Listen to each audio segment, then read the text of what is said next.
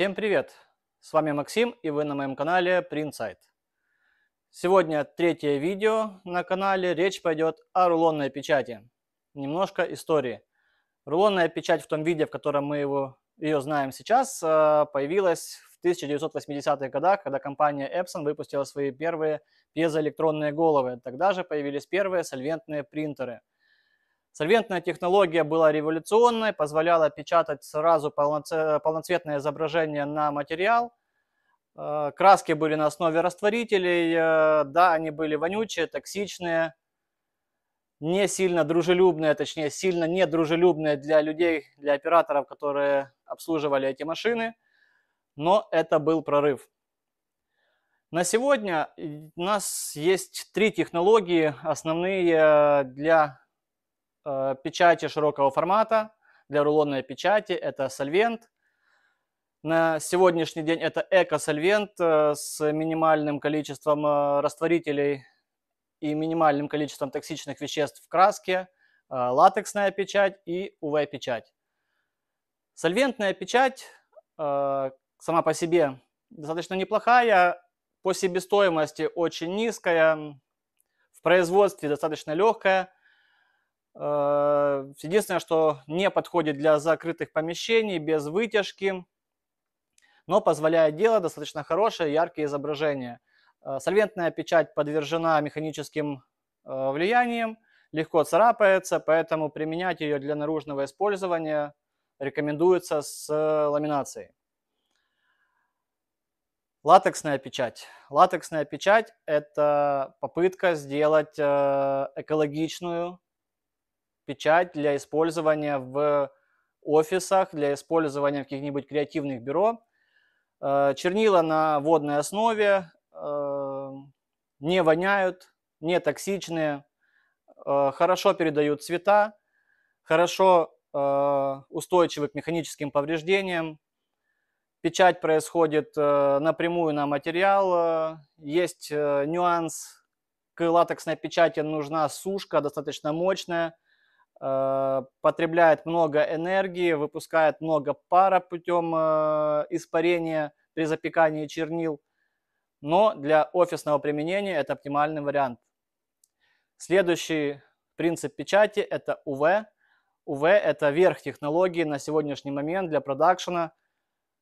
Печать идет напрямую на материал, высушивается сразу, сублимируется с помощью ОФ-ламп либо светодиодов. Подходит для печати практически на любых материалах. Даже, я сказал бы, подходит для печати на любых материалах. На некоторые материалы надо класть праймер предварительно, который даст основание для запекания краски. Сюда можно отнести печать баннеров, печать наклеек, печать постеров, также фотообои. UV-печать подходит для печати на дереве, на стекле, на металле и, в принципе, на любой поверхности. Принтеры для рулонной печати делятся на две большие категории.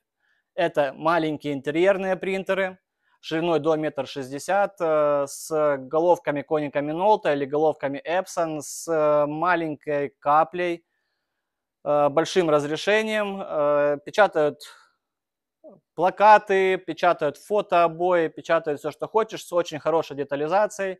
Большие принтеры также представлены этими торговыми марками, но есть такие промышленные гиганты, как Hewlett Packard.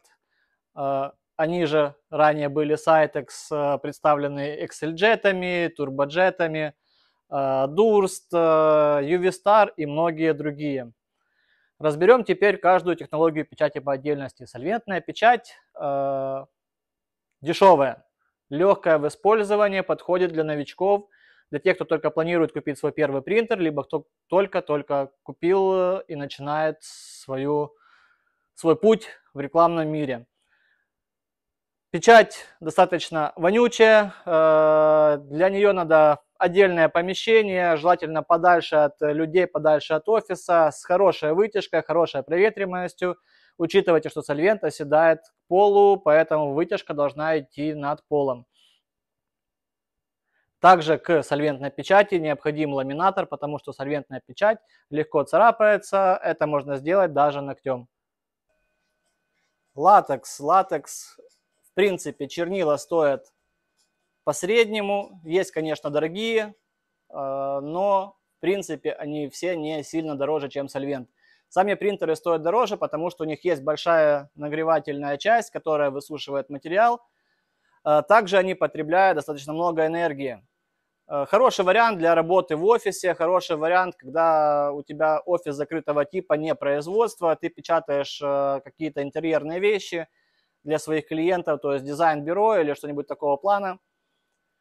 УВ это совершенно другая история. УВ, в принципе, немножко воняет, но не токсичный, как сольвент. Запекается сразу. Использовать сразу можно изображение, в отличие от латекса или сольвента, сразу после печати. Слой краски достаточно толстый, толще, чем у всех других двух технологий, что нам дает возможность получать более глубокий, более насыщенный, яркий цвет. Также УВ позволяет печатать белым, позволяет печатать лаком. Есть принтеры, которые сразу идут с праймером. У них идет дополнительная секция головы, которая наносит праймер перед печатью, именно в то место, в которое будет класться краска.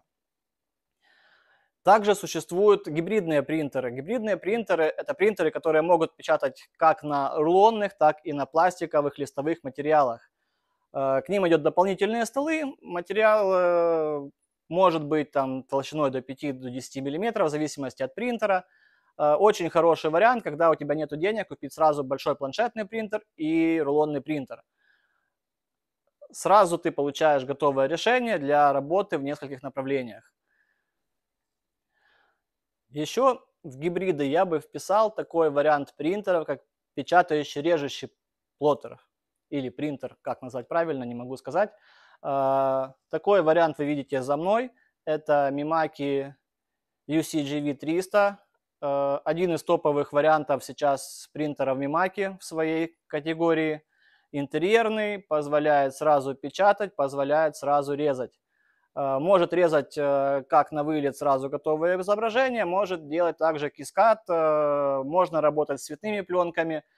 У него есть белый, он УВ-шный, можно, допустим, сразу зарядить черную пленку или там любую цветную пленку, на ней напечатать белым, по белому пропечатать краской, получить хорошее изображение на любой поверхности в принципе. Также он позволяет делать сэндвич-панели, пропечатывать цвет, делать прослойку белого, и печатать цвет еще раз, и наклейка будет работать в две стороны. Наклейки для окон достаточно хорошо на нем получается. Давайте подытожим, что мы узнали сегодня. Технологии есть три. Для тех, кто хочет попробовать, самый лучший вариант – это сольвент. Латекс я вообще рассматривать для кого не буду, потому что это не машины для промышленного производства, такое мое мнение. Для тех, кто хочет заниматься промышленным изготовлением, это УВ. Сейчас я вам покажу несколько вариантов продукции, которая была начата конкретно на этом принтере, чтобы вы понимали, что это, что можно с ним делать. Итак, я вернулся, взял несколько образцов. Значит, первое у нас что?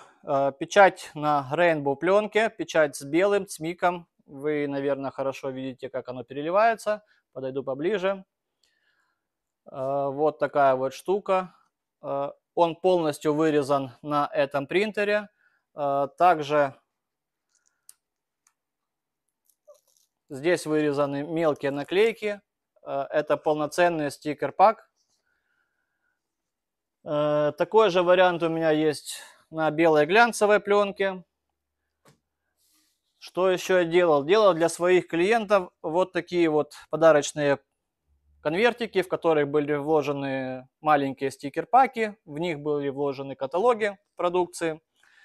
Что это такое? Это как этот конверт выглядит до складывания. Сделан он полностью на этом принтере, печать на белой матовой пленке, полная вырезка тоже здесь.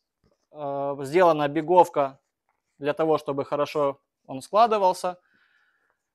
То есть здесь можно делать на этом принтере не только стандартную печать баннеров, наклеек, плакатов, также можно делать и упаковку. Какой еще есть нюанс с УВ-печатью? UV-печать сама по себе за счет толщины краски рельефная. Это дает фактуру, что нравится многим клиентам. Также у многих принтеров UF есть такая функция, как сделать, так сказать, 2,5D печать под определенные сегменты. Кладется рельеф на лак, можно выбрать толщину, до какой высоты он кладется. И это даст хороший объемный эффект, что может понравиться клиентам. Также некоторые UV-принтеры позволяют делать печать день-ночь. Что такое печать день-ночь? День-ночь печать – это когда у тебя без подсветки с обратной стороны одно изображение, когда включаешь подсветку с обратной стороны, изображение меняется. Это очень прикольная технология, очень хорошо работает для оформления декора кафе, ресторанов и всяких таких заведений, потому что ночных клубов тоже классная штука. Когда выключается свет и включается подсветка изнутри, изображение меняется. Это, наверное, все, что я хотел сказать сегодня про рулонную печать. В дальнейших видео я разберу, какие материалы используются для рулонной печати, чем они отличаются, какие нюансы, особенности, применения, правильность применения, что тоже немаловажно, потому что далеко не все клиенты, заказывая что-то у вас, понимают, какие материалы конкретно подходят для их работы. Пример. Самоклеющаяся пленка, печать наклейки.